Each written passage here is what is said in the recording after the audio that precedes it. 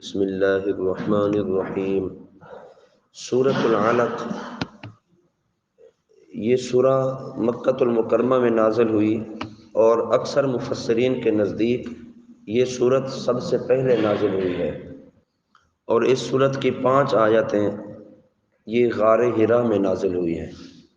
اس سورت میں 1 رکوع 19 آیتیں ہیں۔ اس سورت کا نام علق کیوں رکھا؟ گوشت کے لوتھڑے کو عربی زبان میں علق کہتے ہیں، تو اس سورت کی دوسری آیت مبارکہ میں یہ لفظ مذکور ہے، اسی مناسبت سے یہ نام رکھ دیا۔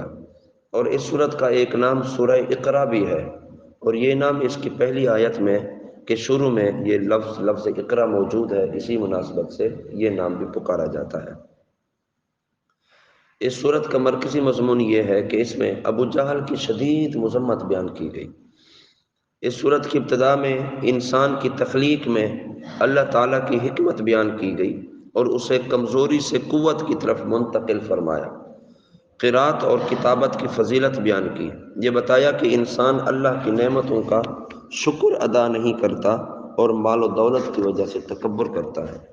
اللہ کی اطاعت کرنے اور نماز پڑھنے سے روکنے والوں کے بارے میں وعید بیان کی گئی۔ اس سورت کے آخر میں ابو جہل کی مذمت بیان کی گئی اور اس کی دھمکیوں کا جواب دیا گیا، اور اللہ تعالیٰ نے اپنے حبیب صلی اللہ علیہ وسلم سے فرمایا کہ اے حبیب، آپ اس کی دھمکیوں کی پرواہ ہرگز نہ کریں۔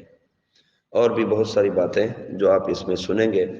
بسم اللہ الرحمن الرحیم، اللہ کے نام سے شروع جو نہایت مہربان رحمت والا ہے۔ اقرأ بسم ربک الذی خلق، خلق الانسان من علق، اپنے رب کے نام سے پڑھو جس نے پیدا کیا انسان کو خون کے لوتھڑے سے بنایا۔ شان نزول ان آیات مبارکہ کا یہ ہے کہ حضرت عائشہ صدیقہ رضی اللہ تعالیٰ عنہ آپ فرماتی ہیں رسول اللہ صلی اللہ علیہ وسلم پر وحی کی ابتدا جب ہوئی تو اچھے خوابوں سے وحی کی ابتدا ہوئی۔ آپ صلی اللہ علیہ وسلم جو خواب رات کو دیکھتے تھے وہ صبح کی روشنی کی طرح دن میں ظاہر ہو جاتا تھا۔ جو کچھ خواب میں دیکھتے صبح حقیقت میں وہی چیز آپ کے سامنے ہوتی۔ پھر آپ صلی اللہ علیہ وسلم خلوت پسند ہو گئے، علیحدگی اختیار کرنے والے ہو گئے، تو حضور غار حرا میں جاتے تھے۔ غار حرا میں بیٹھ کر وہاں اللہ کی عبادت کرتے، اور کاشان اقدس کی طرف لوٹنے سے پہلے وہاں کئی راتیں ٹھہر کر اللہ کی عبادت کرتے غار حرا کے اندر، اور اتنا عرصہ وہاں رہنے لگے کہ کبھی کبھی تو کھانے پینے کی چیزیں بھی ساتھ لے جاتے، اور وہیں کھانا پینا، وہیں بیٹھنا، وہیں اللہ کی عبادت کرنا غار حرا میں۔ پھر حضرت خدیجہ رضی اللہ تعالیٰ عنہ کی طرف لوٹتے، اور وہ اسی طرح پھر کھانے کا بندوبست کر دیا کرتے کہ حضور کافی دنوں بعد تشریف لائے تو پھر آپ کھانا ساتھ دے دیا کرتے، پھر حضور جاتے تو پھر کافی دن وہاں غار حرا میں اللہ کی عبادت میں مصروف رہ جاتے، یہاں تک کہ آپ کے پاس حق آ گیا۔ حق سے مراد قرآن پاک نازل ہوا۔ جب آپ صلی اللہ علیہ وسلم غار حرا میں تھے، فرشتے نے آپ کی بارگاہ میں حاضر ہو کر کہا پڑھیے۔ لفظ اقرا کا معنی ہے پڑھیے۔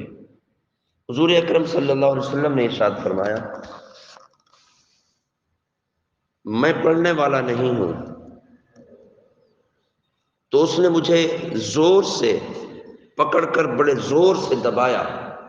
فرشتے نے، جبرائیل امین نے حضور صلی اللہ علیہ وسلم کو پکڑ کر زور سے دبایا، پھر چھوڑنے کے بعد کہا پڑھیے۔ حضور فرماتے میں نے کہا میں پڑھنے والا نہیں ہوں۔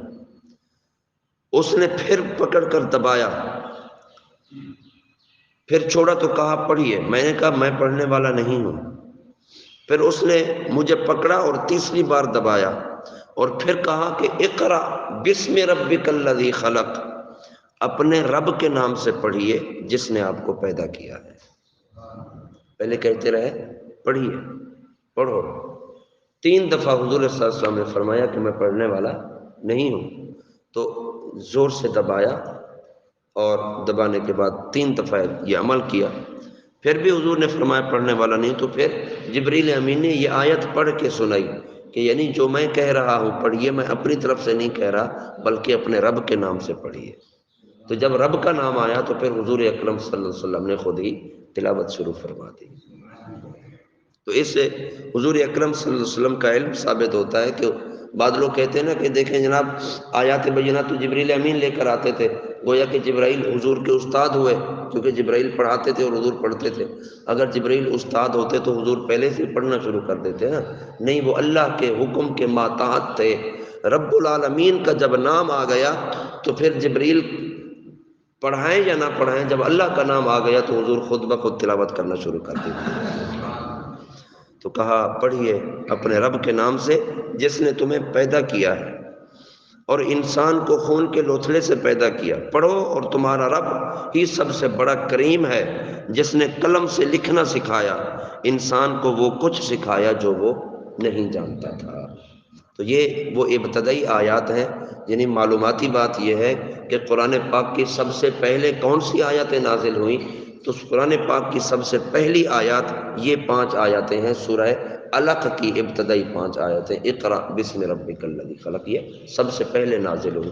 اور آپ کے علم میں ہے کہ قرآن پاک ایک ساتھ نہیں نازل ہوا، تھوڑا تھوڑا کر کے نازل ہوا، اور 23 سال کا عرصہ گزرا، 23 سال میں قرآن پاک نازل ہوتا رہا، تھوڑا تھوڑا کر کے آیت آیت، 2 آیات، 4 آیات، جس طرح لوگوں کی ضروریات ہوتی تھیں اسی طرح حضور اکرم صلی اللہ علیہ وسلم کی ذات پر قرآن پاک نازل ہوتا رہا۔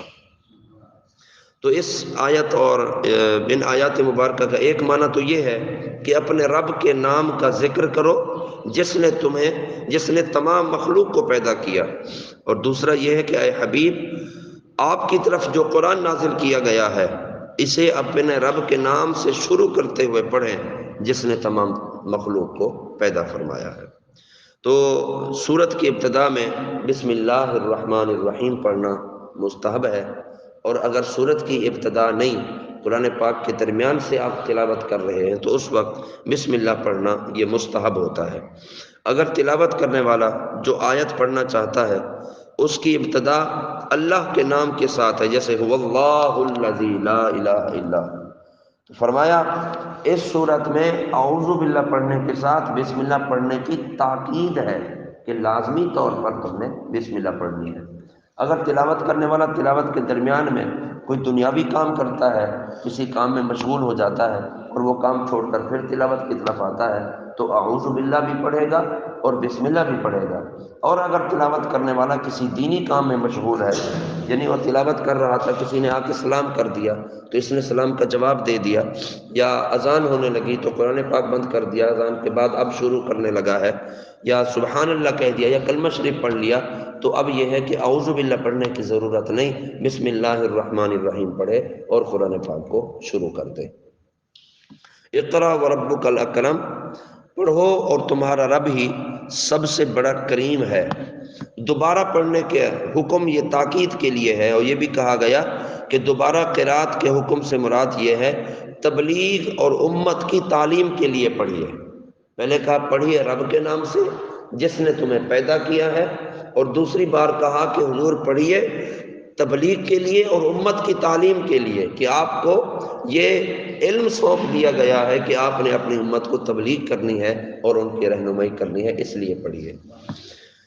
اللہ اکبر۔ وربک الاکرم، تمہارا رب بڑا کریم ہے، یعنی اے حبیب صلی اللہ علیہ وسلم آپ کا رب جو آپ کو پڑھنے کا حکم دے رہا ہے یہ سب کریموں سے زیادہ کرم والا ہے، اور اپنے بندوں کو نعمتیں عطا فرمانے والا ہے، ان کی نافرمانیوں پر حلم فرماتا ہے، اپنی نعمتوں کا انکار کرنے اور اپنے ساتھ کفر کرنے کے باوجود انہیں عذاب دینے میں جلدی نہیں فرماتا۔ تمہارا رب بڑا کریم ہے۔ انسان جتنا مجرم ہو، جتنا خطا کار ہو، گناہ کار ہو، اللہ تعالیٰ فوراً نہیں پکڑتا، اللہ تعالیٰ ڈھیل دیتا ہے، یہ اللہ کا کرم ہے۔ اس لیے کہا ربک الاکرم، تمہارا رب بڑا کریم ہے، یہ اس کی کرم نوازی ہے کہ ہر گناہ پر وہ پکڑتا نہیں ہے، اس کی کرم نوازی ہے کہ اللہ ڈھیل دیتا ہے، اللہ مہلت دیتا ہے، اللہ سنبھلنے کا وقت دیتا ہے کہ انسان کبھی تو جناب سنبھل کر در دولت پر آ جائے گا۔ اللہ رب العالمین ہم سب کو قرآن پاک کے نور سے منور فرمائے، اور اللہ رب العالمین کی کرم نوازیاں ہمارے ساتھ ہوتی رہیں۔ اور ہم اللہ کے بندے بنے رہیں اور اللہ کے محبوب صلی اللہ علیہ وسلم کی اتباع کرتے رہیں۔ اللہ تعالیٰ عمل کی توفیق عطا فرمائے۔ وما علینا الا البلاغ المبین۔